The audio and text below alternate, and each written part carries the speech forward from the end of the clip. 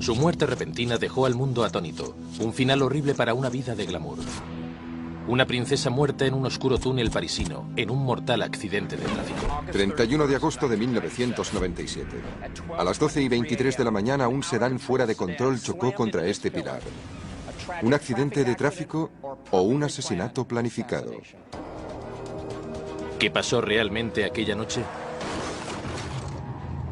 ¿Se trata simplemente de un accidente de tráfico ocasionado por un conductor en estado de embriaguez? No existe evidencia alguna de que Henry Paul condujera bajo los efectos del alcohol. ¿O fue un asesinato planificado? ¿Es posible que este accidente no fuera realmente un accidente? Nadie atacaría un coche grande con un utilitario. ¿Quién o qué mató a la princesa Diana? El ruido fue algo increíble. Solo podría describirlo como el sonido de una bomba. Ahora viajaremos hasta París en busca de la verdad y encontraremos sorprendentes evidencias que nos permitirán saber más sobre una tragedia que se resiste a ser olvidada. El señor Al-Fayed cree que su hijo y la princesa Diana fueron asesinados. La misteriosa muerte de la princesa Diana en Historias no resueltas. Historia sin resolver. La muerte de la princesa Diana. ¿Trágico accidente o conspiración?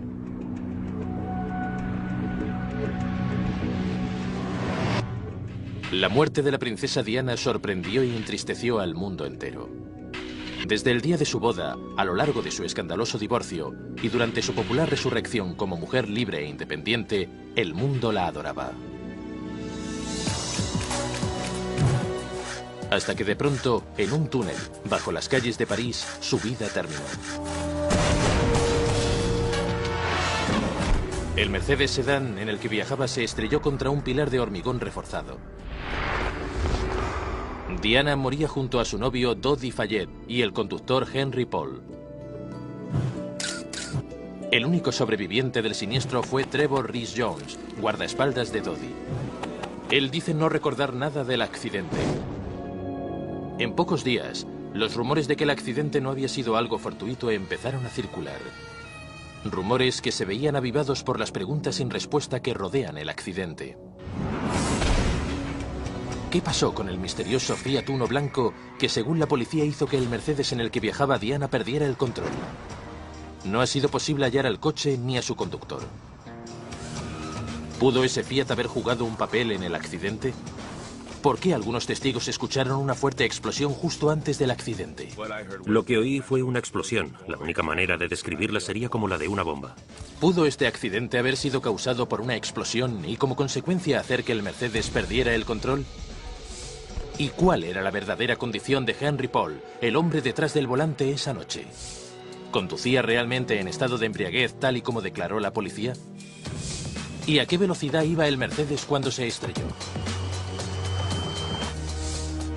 ¿Cuál fue la cadena de acontecimientos que culminó con las muertes de la amada princesa del pueblo y la del nuevo hombre de su vida? El fatal accidente fue la cima de un alocado romance que había empezado ese mismo verano, cuando Diana conoció a Dodi Fayed, el hijo del millonario egipcio Mohamed Al-Fayed. Su relación no le sentó bien a la familia real inglesa y protagonizó las portadas de la prensa amarilla. La prensa acosó a Diana y a Dodi allá donde fueran, y cuando su jet privado aterrizó en el aeropuerto de Le Bourget a las 3:15 de la tarde, no fue distinto. Era el 30 de agosto de 1997. A las 9:45 minutos, las cámaras de seguridad grabaron su entrada en el Hotel Ritz, con casi 30 paparazzi ante la puerta principal del hotel. 3 horas más tarde, para escapar de los paparazzi, Dodi y Diana salieron por la puerta trasera. Junto a su guardaespaldas, Trevor Rhys-Jones, subieron a un Mercedes S280 conducido por Henry Paul. ¿Su destino? El apartamento de Dodi, cerca del Arco de Triunfo. Nunca llegarían ahí. Henry Paul y Dodi Fayed murieron instantáneamente. Diana sufrió una masiva hemorragia interna y fue declarada muerta a las 4 de la mañana. El único superviviente fue Trevor Rhys-Jones. Los policías a cargo de la investigación descubrieron fragmentos de vidrio de una luz trasera cerca de la escena del accidente. Posteriormente, determinaron que pertenecía a un coche Fiat Uno fabricado entre 1983 y 1989. También encontraron rastros de pintura blanca en el flanco del Mercedes, que era precisamente del tipo empleado en los coches Fiat Uno. Las autoridades francesas concluyeron que la colisión entre el Mercedes de Diana y el Fiat Uno había hecho perder el control del Mercedes, pero no todos están de acuerdo. John McNamara, un veterano de Scotland Yard y antiguo agente de seguridad de Mohamed Al-Fayed, declara que las autoridades francesas han ocultado pruebas para que la verdad sobre el accidente no sea descubierta. Se nos ha negado el acceso a la corte para interrogar a los testigos, para intentar encontrar respuestas a todo lo que hemos averiguado, las cosas inexplicables que pasaron. ¿Acaso estas preguntas ignoradas evidencian algo más siniestro que un simple accidente? Me considero un investigador profesional. He trabajado durante 26 años para Scotland Yard. Y estoy convencido de que esto fue más que un simple accidente de tráfico. Y entiendo perfectamente por qué el señor Al-Fayed cree que su hijo y la princesa Diana fueron asesinados. Para ayudar a desvelar la incógnita sobre las muertes de la princesa Diana y Dodi Fayed, Historia sin resolver ha reunido a un equipo de expertos. Esto es así. Richard Ciernik, ingeniero forense, analiza las pruebas encontradas en el lugar del siniestro. Vino por detrás. Los expertos en tráfico Gordon Hale Edwards, Greg Powell y Jeff Miller intentarán reconstruir el accidente. El doctor David Posey, patólogo forense, examinará el informe de la autopsia del conductor Henry Paul. Y Jack Freitag, ingeniero acústico, verificará la exactitud de las declaraciones de los testigos.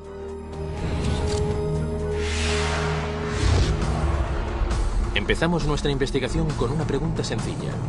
¿Cuál era la velocidad del Mercedes? Según los datos oficiales, el Mercedes chocó contra el pilar a una velocidad de cerca de 150 km por hora. Pero el enorme daño sufrido por el vehículo llevó a algunos a sospechar que el coche pudo haber alcanzado los 210 km/h o incluso que pudo haber sido impactado por una bomba. En el campo de pruebas de Carco, en el desierto de California, Historia sin resolver intentará recrear el accidente. No solamente comprobaremos la velocidad del coche, sino también intentaremos determinar si el daño resultante es el mismo que el daño ocasionado por un choque y no por una bomba. El vehículo partirá del hangar de preparación que se encuentra en el otro extremo de la pista. Está a una distancia de 30 metros. La velocidad es controlada por este panel de instrumentos. El vehículo partirá y acelerará hasta alcanzar los 100 km por hora e impactará contra la barrera que está justo debajo de nosotros. Hemos colocado una estructura frente a la barrera para simular el impacto recibido por el vehículo en el que viajaba la princesa Diana. Esta prueba tiene dos propósitos. El primero es el de determinar la velocidad aproximada a la que viajaba el vehículo. La segunda parte de la prueba es la de investigar los informes de una explosión desde el interior del túnel. El testigo Tom Richardson es uno de los que aseguran haber oído una explosión. El sonido no fue el que acostumbras a oír en un accidente. No escuché cómo el metal chocaba o se retorcía. Era más parecido a una explosión, no sé cómo explicarlo, como un sonido violento, fuerte y profundo. Varios testigos han declarado haber oído ruidos en el túnel. La mayoría tiende a decir que oyeron una o dos explosiones. Creo que vale la pena investigar para averiguar si el sonido del impacto fue parecido al de una explosión o si en realidad existió algo que causó una explosión. ¿El sonido que los testigos dicen haber oído era el de una bomba? ¿O simplemente confundieron el sonido de un choque con el de una explosión? Jack Freitag es ingeniero acústico y trabaja para Charles M. Staff Associates, una de las empresas líderes en diseño acústico. Freitag creará una grabación exacta del coche para así descubrir lo que los testigos oyeron realmente, pero esta no es una tarea fácil. Primero, debe producir una grabación perfecta del choque. Aprovechando nuestra prueba de velocidad, Freitag trajo su equipo para grabar así el sonido de un coche impactando en un pilar de cemento. El mayor desafío para llevar a cabo este experimento es el de asegurarnos de obtener el nivel óptimo de grabación, y por eso deberemos efectuar múltiples pruebas. Para este experimento utilizaremos un Pontiac Bonneville, un coche de tamaño y peso similares al Mercedes S280. Finalmente, a las 3 de la tarde, después de más de 5 horas de preparación, todo está listo. Con todos los equipos preparados, el Pontiac arranca.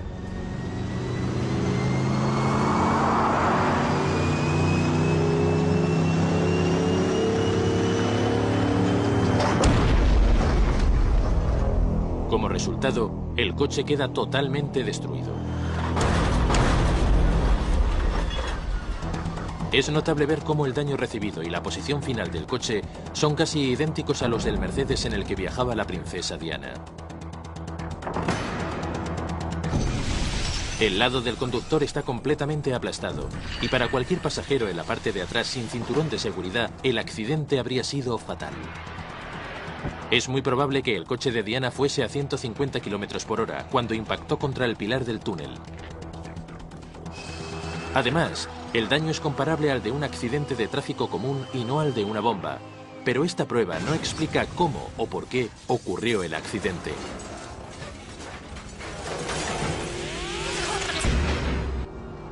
¿Qué hizo que el coche de Diana perdiera el control? El equipo de Historia sin resolver centra su atención en el rol jugado por el misterioso Fiat Uno. ¿Se encontraba simplemente en el lugar y el momento equivocados? ¿O fue utilizado como un arma?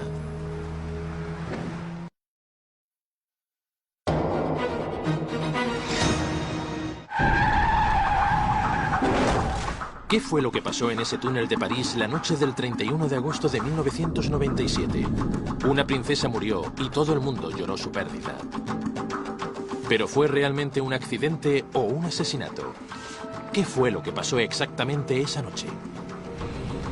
Para responder a todas estas preguntas, Historia sin resolver acudió a Knot Laboratory, una compañía especializada en simulaciones de accidentes de tráfico.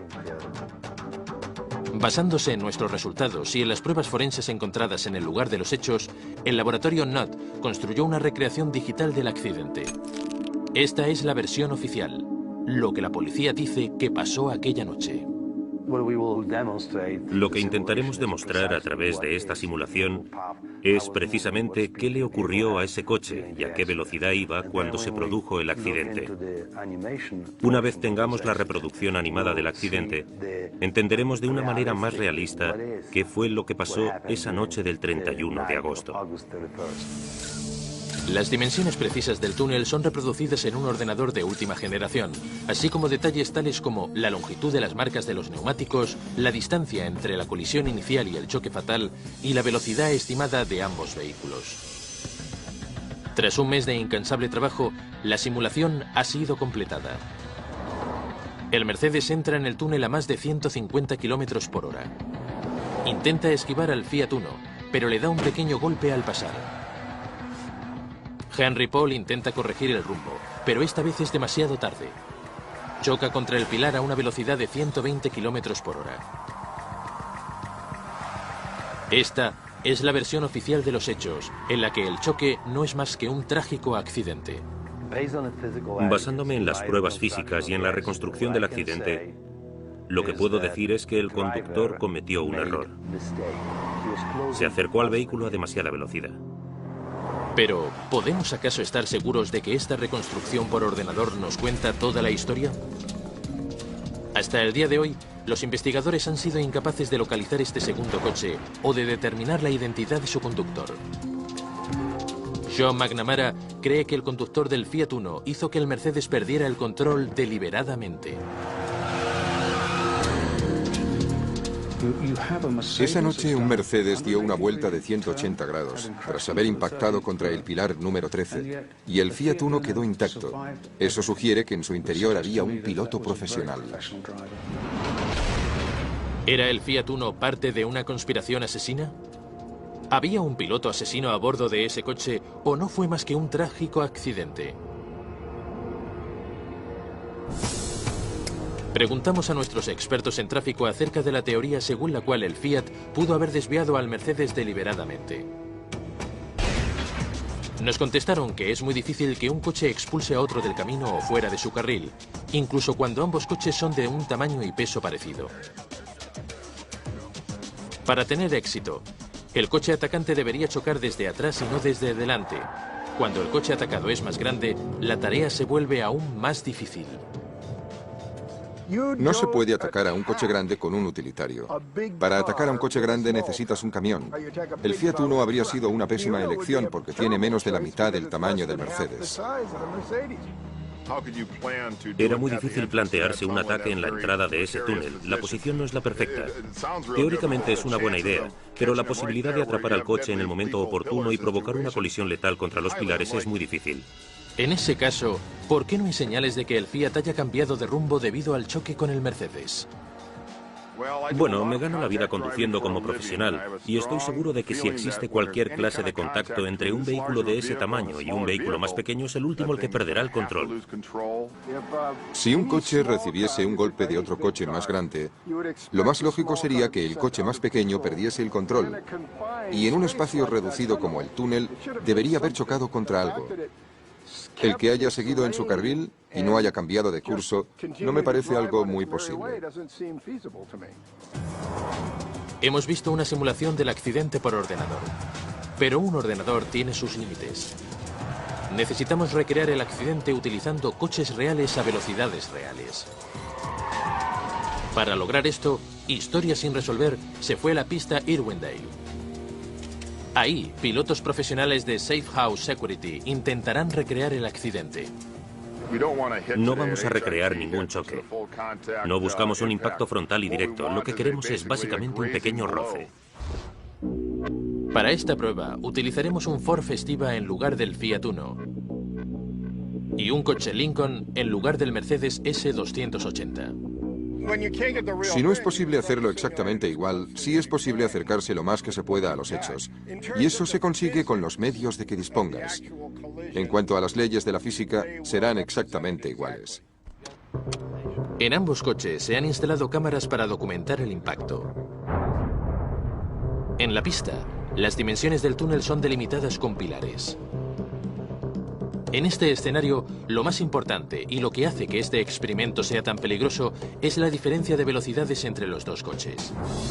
De acuerdo a los informes, el Mercedes iba a más de 150 km por hora cuando entró en el túnel. El Fiat Uno iba a unos 90 km por hora. Eso es lo que me preocupa. La diferencia de velocidad es realmente notable entre los dos vehículos. La presión a la que estoy sometido es enorme. Si me equivoco lo más mínimo, el impacto que reciba ese coche será tremendo. Puedo hacer que el coche vuelque o que pierda el control.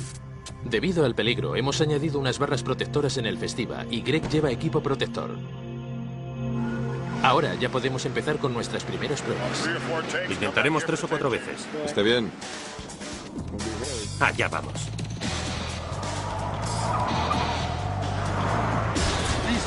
Tienes que acercarte un poco más.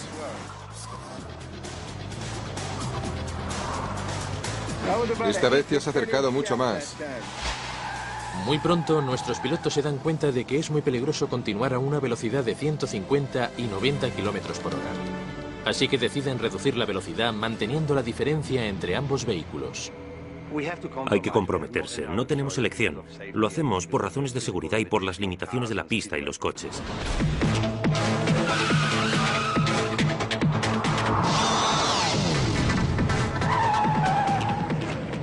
¿Quieres estropearle el peinado o qué? Te alejas demasiado rápido.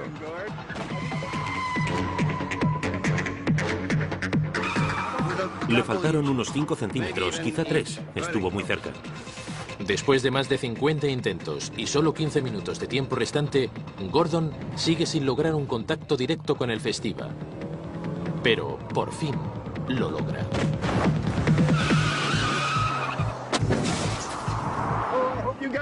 Lo habéis conseguido, chicos. ¿Lo habéis filmado?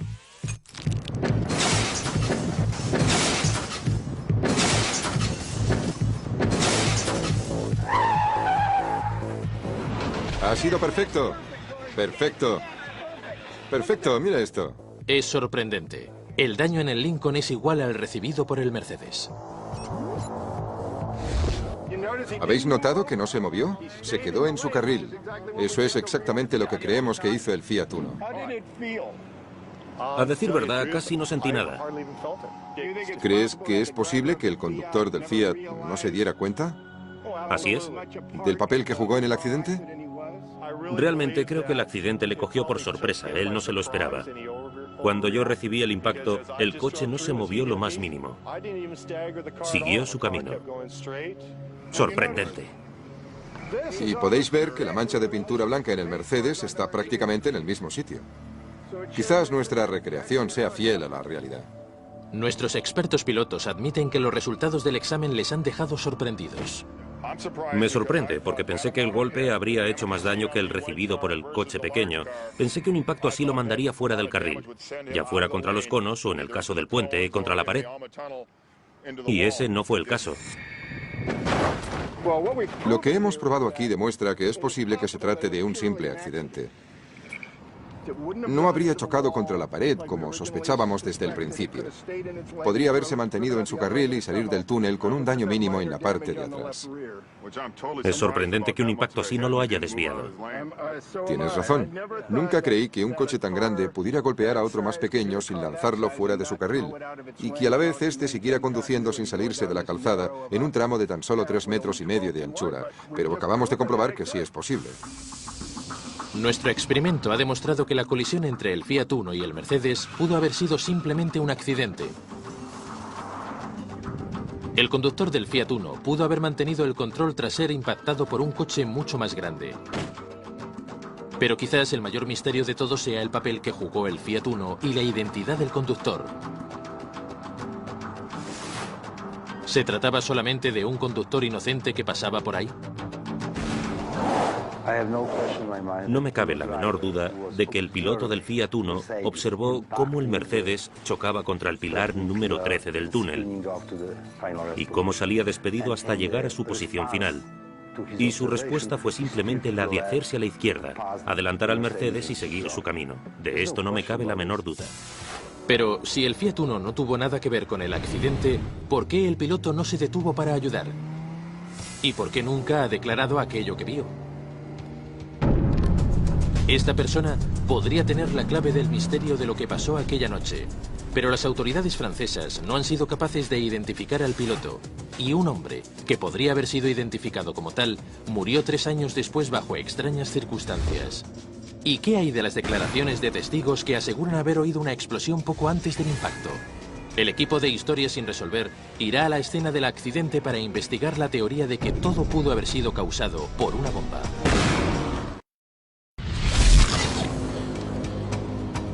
En un campo de pruebas de California, el equipo de Historias sin resolver recreó el accidente. ¿Qué mató a la princesa Diana, a Dodi Fayette y al chofer Henry Paul? El propósito del experimento era el de determinar la velocidad aproximada a la que viajaba el vehículo e investigar las declaraciones de testigos que decían haber oído una explosión en el interior del túnel. Básicamente fue un solo impacto, no fue el sonido de un accidente de tráfico. Era un sonido exacto. Si no fue una bomba, fuera lo que fuera, se detuvo inmediatamente. El ingeniero acústico Jack Freitag utilizó un equipo altamente avanzado para crear una grabación exacta del choque del coche de pruebas. El estado de nuestro coche se asemejaba al del Mercedes de Diana a un nivel impresionante. ¿Pero la grabación sonaría igual que una bomba? El canal 1 está libre. Y este es nuestro micrófono. Me parece bien.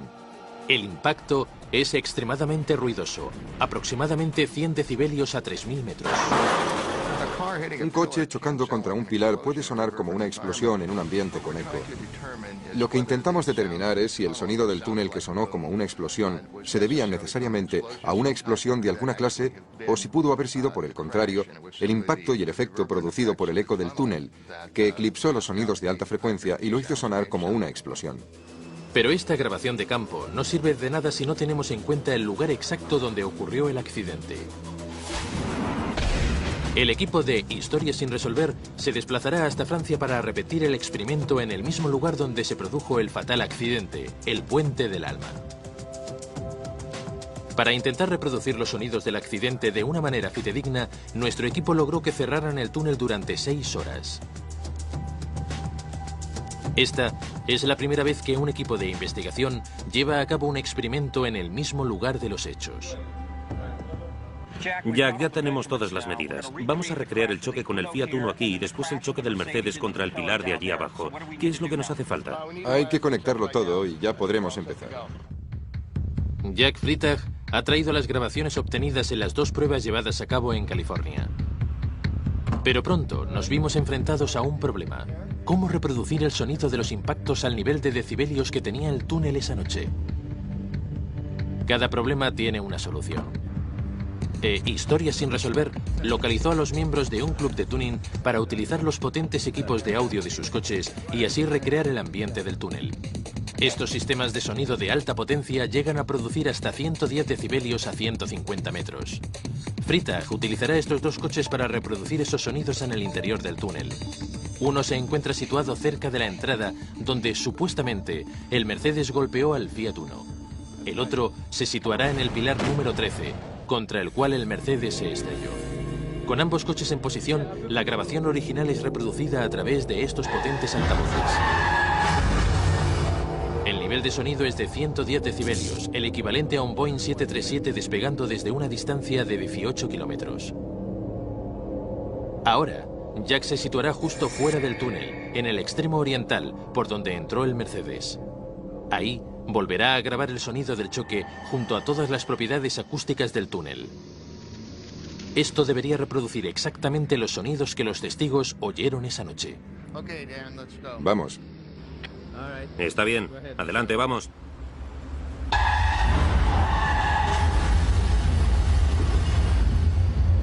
Incluso fuera del túnel, el sonido del choque supera los 89 decibelios. Creo que ya tenemos la posición 1. Veamos la posición 2. Ahora, Jack se dirige al extremo occidental, cerca de donde se encontraba Tom Richardson. Adelante. En ese extremo el sonido es mucho mayor, casi 93 decibelios. Ese sonido fue mucho más fuerte que el del otro lado. Si yo hubiera sido un testigo, podría haberlo oído perfectamente. Con la grabación del túnel completada, Jack regresa a su laboratorio en San Francisco, California, para enseñarle las pruebas a Tom Richardson. Primero, Jack reproduce el sonido de la parte oriental del túnel. Empecemos por el primero.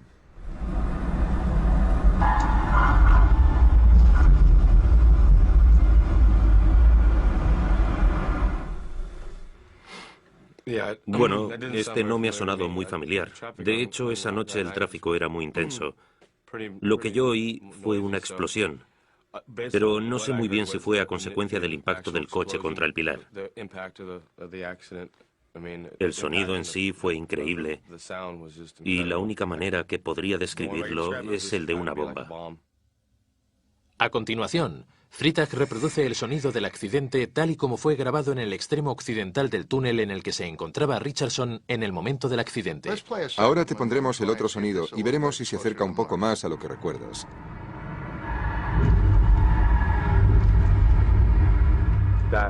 Eso es. Sí, es de lo que hablaba. Estoy seguro. Este es el impacto. Cuando oí la grabación del ala oeste, lo reconocí enseguida. Cuando lo oí, se me puso la piel de gallina. Eso fue lo que yo escuché. Nuestras pruebas apuntan a que el sonido de la explosión pudo provenir del Mercedes estrellándose contra el pilar del túnel, y los testigos que declaran haber oído una explosión pudieron haberse equivocado.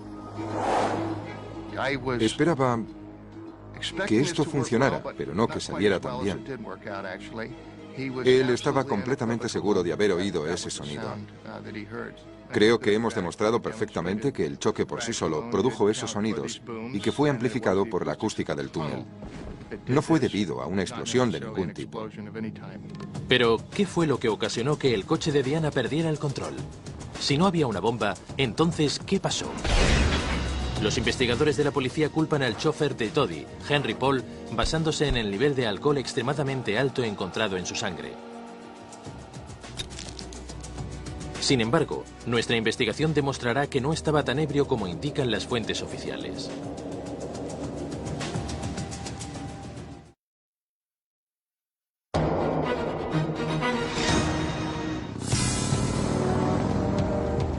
El 31 de agosto de 1997, a las 12:23 de la noche, la princesa Diana, su novio Dodi Fayette y su chofer Henry Paul murieron cuando el Mercedes en el que viajaban se estrelló contra un pilar en este túnel de París.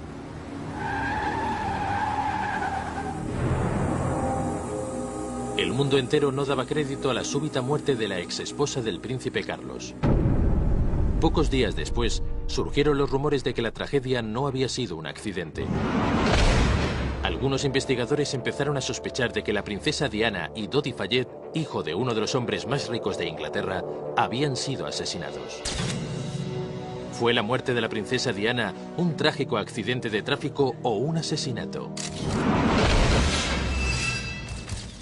Los investigadores de la policía le echan la culpa a Henry Paul, el chofer. Declaran que en el momento del accidente se encontraba en estado de embriaguez, pero algunos de los amigos de Paul dicen que esto es imposible. Conocía muy bien a Henry Paul. Le conocía desde hacía más de 10 años y nunca le vi emborracharse. No era un alcohólico, como intentan mostrarle. De acuerdo a los testigos, Henry Paul solo había bebido una copa o dos durante las 2 horas y media antes del fatal accidente. Pero el informe de la autopsia declara que Henry Paul tenía un nivel de alcohol en la sangre de entre 1,73 a 1,75 gramos por litro, casi 4 veces el nivel permitido en Francia. ¿En qué estado se encontraba Henry Paul? ¿A qué nivel afecta una dosis de alcohol como la encontrada en su sangre a la hora de conducir un coche?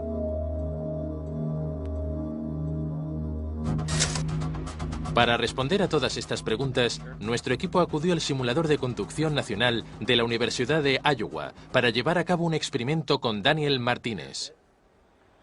Y esta es la sala de control. Aquí controlamos todas las operaciones del simulador. Este simulador de conducción es el más sofisticado del mundo. Desarrollado por la Agencia de Seguridad Nacional de Carreteras, utiliza un automóvil real integrado a uno de domo y a la vez lleva incorporado un sistema controlado por ordenador. Este sistema permite que el sujeto de estudio conduzca en un ambiente virtual. Es la manera perfecta para comprobar los efectos del alcohol en un conductor sin poner en peligro su vida o la de otras personas. Estaremos controlando el tiempo de reacción que tienes al enfrentarte a determinados obstáculos que te encuentres a tu alrededor, y en todo momento habrá más de un vehículo circulando. Hicimos una prueba con Daniel en el simulador antes de que bebiera alcohol. El ambiente en 3 dimensiones incluye un número de lugares urbanos que reproducen condiciones del mundo real. Daniel conduce correctamente. A continuación, se le da a Daniel una cantidad de alcohol, la suficiente para que, supuestamente, llegue al mismo nivel hallado en la sangre de Henry Paul, entre 1,73 y 1,75 gramos por litro de sangre. Lo que hicimos fue darle una dosis elevada de vodka con zumo de naranja y le pedimos que se la tomara con el estómago vacío y a intervalos. De esta manera nos aseguraríamos de alcanzar el nivel de alcohol requerido para la prueba. Un destornillador. Sí. Primer vaso.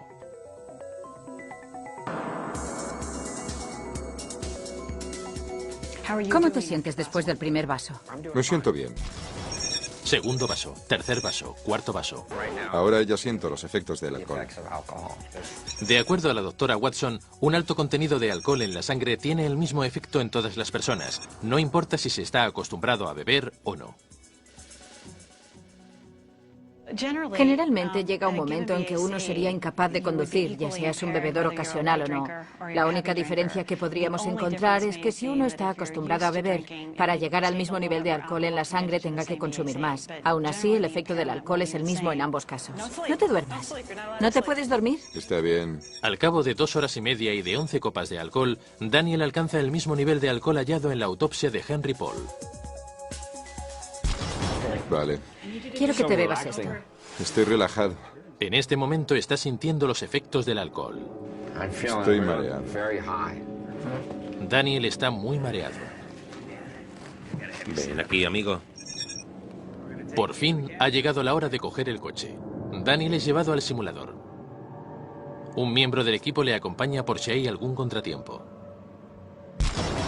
No debería estar conduciendo. No. Quiero decir que puedo ver la carretera. Veo el simulador, pero sé que no debería estar conduciendo. Bueno, quizás no quiera verlo. No debería estar conduciendo. Estoy borracho. Daniel está visiblemente ebrio y tiene dificultades para concentrarse en sus tareas. Al principio tiene problemas para poner el coche en marcha. No. Pisa el embrague. Mete la segunda. Entonces intenta poner el coche a 150 km por hora, la velocidad estimada a la que Henry Paul conducía el Mercedes al entrar en el túnel. La diferencia en la actuación de Daniel es dramática. Daniel es un conductor fantástico cuando no está ebrio. Cuando se encuentra bajo los efectos del alcohol, su forma de conducir empeora notablemente. En realidad, solo arrancar el coche vimos que tenía problemas. Llegó a salirse de su carril e invadió el del centro, a la vez que adelantaba un coche, llegando incluso a rozarlo. Y cuando quiso incorporarse de nuevo a su carril, volvió a impactar levemente con otro vehículo. Para Daniel, aunque todavía se encuentra bajo la influencia del alcohol, la experiencia ha sido positiva. Recuerdo que conducía y esquivaba coches, pero también hay momentos que no recuerdo. Era como estar en un videojuego. La parte más triste de todo esto es que cuando Henry Paul conducía su Mercedes no estaba en un videojuego. Todo era real. Nuestro test demuestra que Henry Paul no habría sido capaz de conducir si el nivel de alcohol en su sangre hubiera sido tan alto.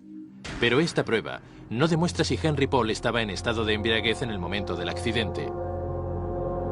Quizás Henry Paul nos lo pueda contar algún día desde el más allá.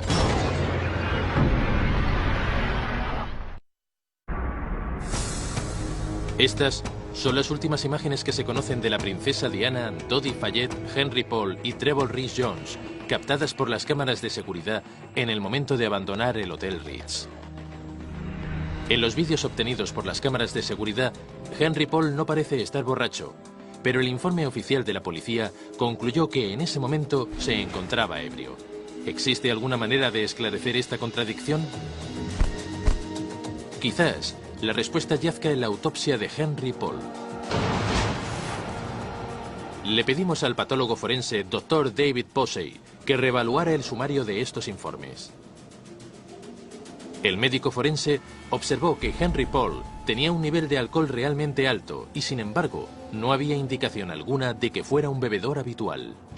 En los bebedores habituales es necesario examinar el hígado, que está aquí, y normalmente en pacientes que son bebedores habituales, si este no está en estado cirrótico, su tamaño ha aumentado. Y no solo eso, sino que el color marrón o rojo que vemos en la autopsia también sería diferente.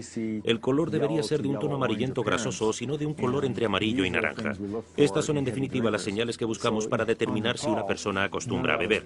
Pero el hígado de Henry Paul no presentaba ninguna de estas señales. Su hígado tenía un tamaño y consistencia normales, no había evidencia de un cambio. Así que lo que podemos determinar es que el nivel de alcohol encontrado en su sangre y el estado de su hígado no demuestran concordancia alguna. Se podría decir que Henry Paul no acostumbraba a beber. Otro detalle que me preocupa es que durante la autopsia de Henry Paul no se mencionara ningún tipo de olor característico en su estómago. Si hubiese tenido el nivel de alcohol que dicen en su sistema circulatorio, 1,75 miligramos por decilitro de sangre, lo más normal habría sido notar un intenso olor etílico proveniente del estómago durante el curso de la autopsia. Y este dato no aparece en los informes. A continuación, le pedimos al Dr. Posey que examinara los vídeos obtenidos por las cámaras de seguridad del Hotel Ritz para buscar cualquier indicio de que Henry Paul estuviera borracho esa noche. Son aproximadamente las 12:20 de la noche del 31 de agosto de 1997. Podemos ver a Henry, que era el chofer, a Trevor, el guardaespaldas, a la princesa Diana y a Dodi Fayette. Henry parece estar completamente sobrio. Su manera de andar no demuestra estado alguno de embriaguez. No se balancea. No existe evidencia de que esté borracho o bajo la influencia del alcohol en ese momento. Recordad que esta escena fue captada pocos minutos antes del accidente. ¿Es posible que las muestras de sangre de Henry Paul hubieran sido manipuladas a propósito o por accidente? ¿Es posible que el análisis de su sangre y, lo que es más importante, el nivel de alcohol hallado en ella sean erróneos? A petición de la familia de Henry Paul, una segunda muestra de sangre fue obtenida y analizada. Los resultados apoyaban los informes iniciales. Yo diría que existen dos casos posibles. El primero, que las muestras de sangre fueran contaminadas por los contenidos del estómago, y el segundo, que éstas fueran cambiadas por accidente. Pero nunca sabremos si esa era la sangre de Henry Paul. ¿Accidente o conspiración? El debate continúa. Según mi experiencia, no fue un accidente fuera de lo común. Si empezamos a analizar lo que realmente ocurrió, no hay nada que distinga este accidente de otros parecidos. Solo la gente que estuvo involucrada en el accidente. Sin embargo, para algunos, muchas preguntas persisten y las respuestas continúan sin saberse. Se me advirtió que si continuaba con mis investigaciones en París sería arrestado y encarcelado porque lo considerarían obstrucción a la justicia. Quizás la clave del misterio sea el conductor del segundo coche, el Fiat Uno blanco. Pero hasta el día de hoy, los investigadores no han sido capaces de identificar ni al conductor ni al coche. Las autoridades francesas arrestaron a dos hombres que tenían un Fiat Uno blanco con daños similares. Uno, un guardia de seguridad vietnamita que fue interrogado y al que dejaron en libertad. El otro era un fotógrafo de prensa llamado James Anderson. Durante la investigación encontramos un Fiat Uno propiedad de James Anderson. El coche fue vendido a un taller un mes después del accidente. Según McNamara, James Anderson estaba entre los paparazzi que perseguían a Diana y a Dodi esa noche. Anderson fue interrogado por la policía después del accidente porque conocían bien su interés por Dodi y Diana. Y este se inventó la disparatada excusa de que no se encontraba en París a la hora del accidente. Anderson le dijo a la policía que había dejado París a las 3 de la mañana para coger un vuelo hacia la isla de Córcega y presentó los peajes de la autopista como prueba de que no pudo haber estado cerca de París a la hora del accidente. La policía aceptó la versión de que había ido a Córcega y que por eso no pudo estar a esa hora en el Puente del Alma. Pero esto no es cierto. Él sí estuvo en ese puente. Y más tarde él mismo lo reconoció. Estaba en el túnel al volante del Fiat Uno, que provocó que el Mercedes chocara esa noche. A pesar de las acusaciones de John McNamara, los investigadores franceses determinaron que Anderson no estaba en París y que no tuvo nada que ver con el accidente. De todas maneras, nunca podremos saberlo, ya que 3 años más tarde apareció muerto. Encontraron su cadáver en el sur de Francia algunos meses más tarde. Su cuerpo estaba quemado y era imposible reconocerlo. Estaba dentro de su propio coche, un BMW, y se le pudo identificar por la dentadura. La muerte de Anderson, declarada como suicidio, nos deja sin ninguna pista que seguir. Los investigadores aún buscan la identidad del piloto del Fiat Uno, y sin ese testigo de la tragedia, quizás nunca podamos saber si Diana fue víctima de un accidente de tráfico normal o de un asesinato. La justicia ha decidido guardar silencio respecto a la tragedia de Diana y la idea de una conspiración para matar a la princesa sigue viva. Lo único que nos queda es imaginar los hechos que tuvieron lugar aquella noche, considerar la vida y la muerte de la princesa y buscar nuestras propias conclusiones.